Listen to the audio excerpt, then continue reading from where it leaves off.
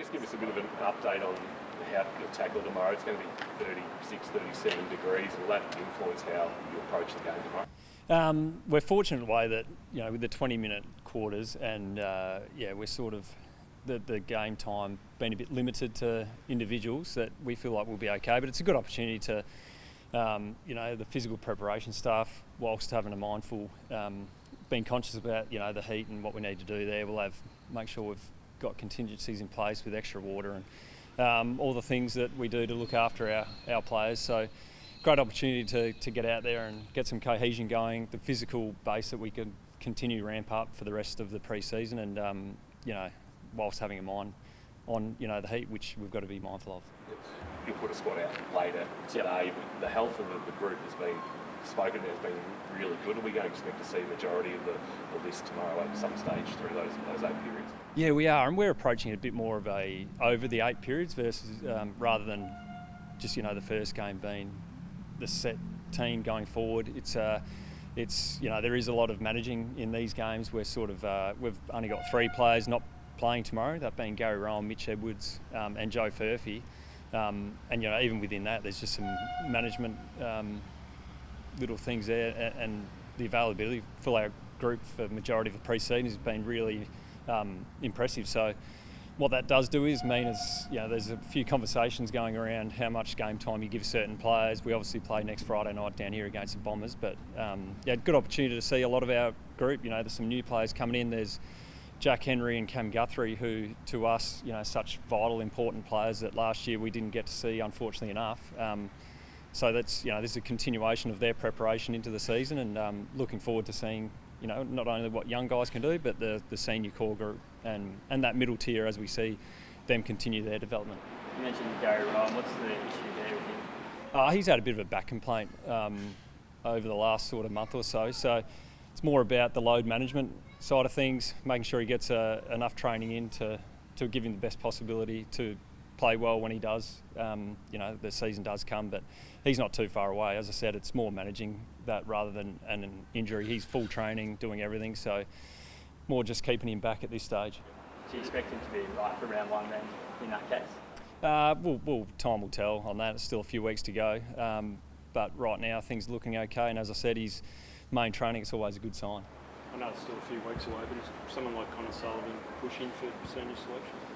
Yeah, well, that'll take care of itself a little bit, Pete. He'll play tomorrow and play against some really good players in, Harry Mackay and Charlie Curnow, potentially. So there's going to be some good matchups for him. He's a super impressive young talented player, as are a few of our guys that are first year players for us. So, fortunately, as I said, the availability has been really good for us. Time will tell in the next few weeks. There's still a couple of games to play out, but at this stage we couldn't ask for anything more of a first year player and the way he settled in and the development of how he's going. And whether it's round 1, whether it's round 21 or not, we're really confident that he'll have a really, really good future with us. Will there be any other draftees playing more first 10 minutes? You sort of mentioned that it'll be a bit more of a split, but will there be some others that are in contention for round 1 and for that first 10 tonight? Like I said, the breakup, we'll have some senior players that won't necessarily start, the starting 18, but even guys like Jai Clark and Toby Conway, these sort of guys who, I mentioned Cam Guthrie and Jack Henry before, those two specifically didn't get to play much either last year, but did get exposed to some AFL footy. Great for them over the off-season. Like I said about a couple others, really important group for us going forward, with a couple others, in that age bracket of Tanner Bruin and Ollie Henry and Max Holmes, these sorts of guys, that the continued development, so all the exposure they get to playing against a really good outfit in Carlton, and they'll be ready to go, given that their season's brought forward a week ahead of ours. So it's a great opportunity for our guys to get exposed to them and see how they go. They just seen Sean Manners first pre-season from Carlton. Do you think he's one of those guys who can put his hand up for round 1? Yeah, definitely. Once again, he's been impressive. He's a great guy, fit in super well. Got his stuff together. He's obviously a mature age recruit. He's been led the way in a lot of ways for for the introduction of our younger guys that we did draft. So from that point of view, and his footy speaks for itself when the match play comes out. But hopefully we've got some depth in all positions, and that high half forward, and whether it be forward or mid, that's no different. We want to have plenty of options, and that's our aim as a footy club, to try and achieve that and give the coaches plenty of options to what they want to do on any given day. You mentioned it was a fair fit point available. Can you just give us an update on the tracking on the back and what you think maybe out tomorrow? Yeah, look, Mitch is a first-year ruckman. We just want to make sure we get everything right for the long term. When you're building out a base, and he's going to need to fill out over time. Once again, the training that he's been exposed to, though, has been super impressive. Moves around the ground really well. So couldn't be any more happy with him. It's more a load management. And Joe just had a bit of a foot clean-up, so he, once again, it's all a bit new to him. Coming from the basketball to the footy, so we're making sure we take an approach of making sure that he's 100% ready to ramp up his loads from here on in. It's there's been a bit in it for him, but yeah, he's once again moving around well, and that was a few weeks ago now, and he's coming out of that really well. I was just going to say, do you think Shannon Neal can play in a forward line with Jeremy Tom Hawkins?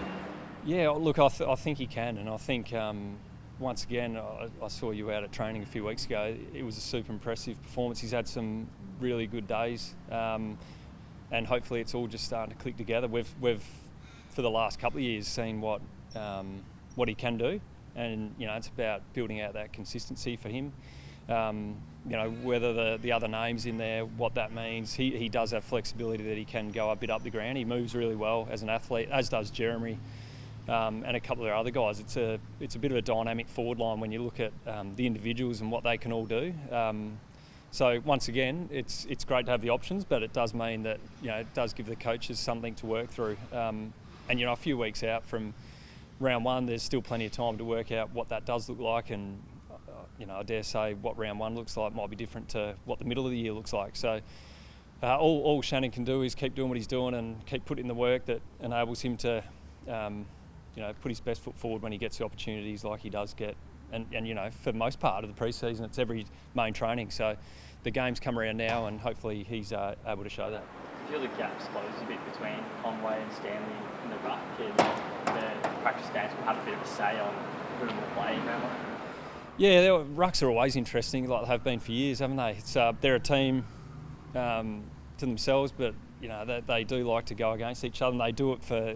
It's different to any other position. They spend a lot of time just jumping into each other. But look, Toby's training well, but Reece Stanley's done everything right too. 16th pre-season, done a great job. Continues to be a really solid contributor for us. I don't think there's a lean either way at this stage. But what I will say is, like we've spoken about a few others, there's decisions to make for the coaches, and that's a great thing. These games are important for physical preparation, but they also, can be a way that players really put their hand up and say, pick me. So, the Reece-Toby structure, whether we play both or not, is a totally different discussion, but, that's also an option, given that you've got effectively 23 players that you can use. Is Chris handing over the reins to practice matches in terms of control of what happens with those games, or an overseer rather than coaching? I think you'll find there's a collaborative approach from the coaching staff, in particular the game tomorrow. Chris, we don't necessarily hand over the full reins. It's more a collaborative approach than it probably would be in the main season. There's obviously a bit going on in these games, just given how the rotations, and obviously tomorrow's going to be hot anyway, so there'll be a bit more of that. More so working together. And then next week we'll probably just look to do it. We replicate a bit more from that leading into round one, but not necessarily a full handover, but definitely an open approach with our coaching staff. We're really happy and grateful that we've got those new coaches in, and they've been great for us, along with James Kelly. Kingy and Rowers are doing a great job. So we're in a great position to, if we wanted to do that we could, but also the working together and keeping an open book with that is sort of more our approach. spoken to a few players about Joel Selwood Stand, probably as an administrator, but somebody who's been here 20 years, you got here, I think, just finishing with the East End on the other side. How have you seen the sort of the evolution and what's going to be like for this venue coming around? Oh, well, it's amazing.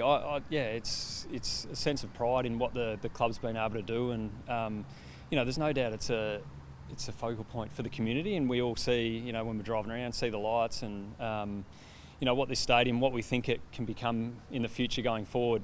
The Selwood Stand, we just want to see it packed with 40,000 people every week, to be honest. So anyone out there, make sure you get in. It would be nothing better than every Geelong home game that people in the town want to get to the Cats game and make sure that we do fill it out, because it is significant. The cash injected into the stadium, we don't take lightly. We are so appreciative of what has been able to happen there. And, for a lot of things over a period of time as to why we're able to land and get that. But we do understand our role within the community, and putting on a show every weekend is what we want to do. But, yeah, to your point, it's great that it's, the Selwood Stand. It's amazing for Joel. But this precinct, we've got to continue to make sure that it's a go-to and somewhere that people in the community do feel happy about coming to. Are you braced for Max Hyming's questions throughout the year until he does get the paper for 2025 onwards? I'm ready and equipped. But, look, the Max one, I think Scotty spoke openly about it in the last couple of days. But, for most part, players, I stay away from trying to answer the individual, more about what we're trying to be as an environment. Every day when they walk into these four walls, what are we trying to create that, hopefully make these decisions for players easier. If they're playing every week and playing well, hopefully that is the case with Max, that he's, gets a good run at it. His body's in great shape and he's able to be the best version of himself. That's all I really care about. And the rest of the contract stuff, there's ongoing dialogue there. Feel really at ease with where that's at. But yeah, always understand the questions and always happy to answer them. How has progress been on, obviously, a lot of other players out of contract as well at the end of the year? How has progress been with other deals like Henry and Stengel and others? Yep. Look, it's much talked about that we've got a large cohort of players that are out of contract. For most part, obviously, there's a bit to do with the age demographic there. But yeah, look, Jack Henry's just wanted to come out and play and train, really, off the last couple of years where he's had a few niggles, but he's such an important player to us that and he loves his time here. I feel really confident about where that's at and the communication there. Stengel likewise comes in for a chat all the time about it. But to the guys' credit, they just want to play footy, and I think what you do see is a great bunch of competitors that are willing to back themselves in and just get out there and perform for the team, and that's what we love about our players. Max Hyming has trialled off half-back a couple of weeks ago in match sim. Will we see that in practice games as well? Possibly, yeah. I think with Max's attributes, the beauty out of that is it lends itself to playing in a few positions, and having that.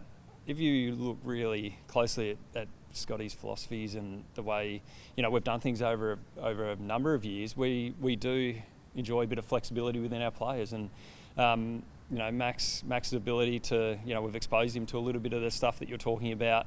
There'll probably be a chance that there is a bit of that over the next week or two. Whether it sticks for going forward, we'll wait and see. But we know his ability on the wing, we know his ability to be inside and then really power out from there with his running capability and running carry. So maybe just having a look at something else we might do. But like I said, it's no different to a number of our other players. A lot of our midfielders do have the flexibility to play in different positions, and that's important to us. Promotion for you from this manager, how have you found the role? I imagine it'd be a lot more busy. Yeah, busy, but dynamic, and so impressed with the team around and a lot of the staff that we do have. It's a great place, like I said, with the players. It's a great place to come and work. We want to make sure that we continue that, and every day I check myself on how do we do that. And that doesn't mean that we shy away from some really important pointy conversations when we need to, but it's a great place to come and work with the players and the staff here, and ultimately trying to achieve similar and the same goal. So when you get that unity, makes my job easier. But I've really enjoyed the transition and, like I said, really appreciative with the people that I get to work with every day.